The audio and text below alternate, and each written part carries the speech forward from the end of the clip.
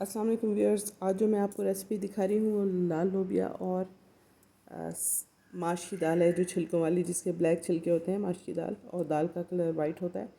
ये बहुत ही क्रीमी सा इसका टेक्सचर बनता है और टेस्ट भी इसका बहुत अच्छा आता है। उबले हुए चावलों के साथ आप इसको खाएं या आप इसको रोगनी नान के साथ खाएं, दोनों में इसका टेस्ट बहुत अच्छा लगता है। ये रेसिपी बनाना बहुत सिंपल है, बहुत आसान है, लेकिन ये अच्छी मज़ेदार रेसिपी है। इसके लिए मैंने लिए हैं दरमियाने साइज़ के 2 प्याज, उन्हें काट लिया है। इसके अलावा एक जो बंच होता है लहसुन का, उसको छील लिया है, और अदरक का 1.5 इंच का टुकड़ा तकरीबन इसमें उसको चॉप कर लिया। और टमाटर, बड़े साइज़ का आप टमाटर एक से दो भी ले सकते हैं, बड़े साइज़ के, इसका टेस्ट बहुत अच्छा आता है। इसके अलावा कुटी हुई लाल मिर्च ली है मैंने, 1 टीस्पून पिसी हुई लाल मिर्च ली है, 1 टेबल स्पून हल्दी पाउडर लिया है, 1 टीस्पून, और नमक हमने टेस्ट के हिसाब से लिया है। लाल लोबिये को और जो छिलकों वाली काली दाल है, मतलब माश की दाल जो हमारे पास है, यह भीगने के बाद थोड़ी सी आपको ग्रीन कलर लग रही है, लेकिन असल में ये ब्लैक कलर की होती है।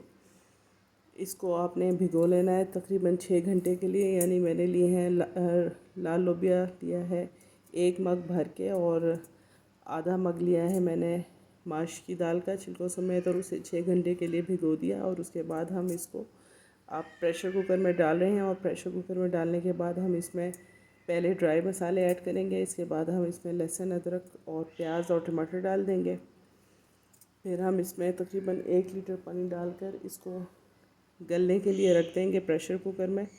हमने इसको, वैसे तो लाल लोबिया प्रेशर कुकर में आधे घंटे में अच्छा गल जाता है, लेकिन हमने चूँकि इसमें माश की दाल भी डाली है छिलकों वाली, तो वो थोड़ा टाइम लेती है गलने में, इसलिए हमने उसको तकरीबन पेस्ट बना लेना है। 1 घंटा हमने इसको प्रेशर कुकर में कुक करना है। उसके बाद हमने ढक्कन इसका खोल कर तमाम चीज़ों को, मसालों को अच्छे तरीके से मिक्स कर लेना है। मिक्स करने का मकसद ये होता है कि प्याज और मसाले सारे ऊपर आ जाते हैं, कुकिंग के बाद वो इसमें मिक्स हो जाएं। फिर हम इसमें 1 कप भर के डालेंगे कुकिंग ऑयल का। इसमें कुकिंग ऑयल का इस्तेमाल थोड़ा सा ज़्यादा होता है। और फिर हम इसको ढककर हल्की आंच पर इतनी देर तक पकने देंगे कि इसका पानी बिल्कुल खुश्क हो जाए और कुकिंग ऑयल इसका सेपरेट हो जाए, ऊपर आ जाए। ये देखें जैसे सेपरेट हो चुका है कुकिंग ऑयल इसमें। अब हम इसको अच्छे से मिक्स करेंगे ताकि इसमें लहसुन, अदरक और प्याज, टमाटर, जो भी कुछ इसके अंदर मसाले मौजूद हैं, अगर वो नहीं घुले हैं अब तक, तो वो घुल जाएं और इसमें रच बस जाएं। इसके बाद फिर हम इसको दोबारा कवर कर देंगे ताकि इसका कुकिंग ऑयल सेपरेट हो जाए। बिल्कुल कुकिंग ऑयल सेपरेट हो चुका है, पानी खुश्क हो चुका है।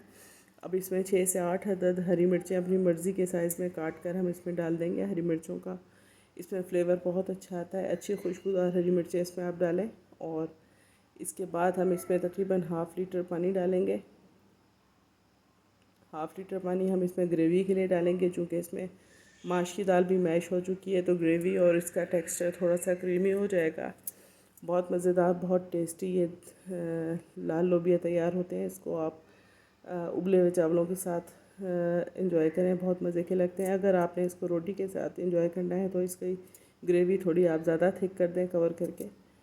मैंने इसे पानी डालने के बाद तकरीबन 10 मिनट के लिए हल्की से थोड़ी सी दरमियानी आंच पे पकाया है। इसका टेक्सचर जितना मुझे चाहिए था, कंसिस्टेंसी उतनी तैयार है। इसके बाद हम इसको प्लेन बॉयल्ड राइस के साथ सर्व करेंगे। यकीनन आप भी इस रेसिपी को बहुत एंजॉय करने वाले हैं इंशाल्लाह ताला।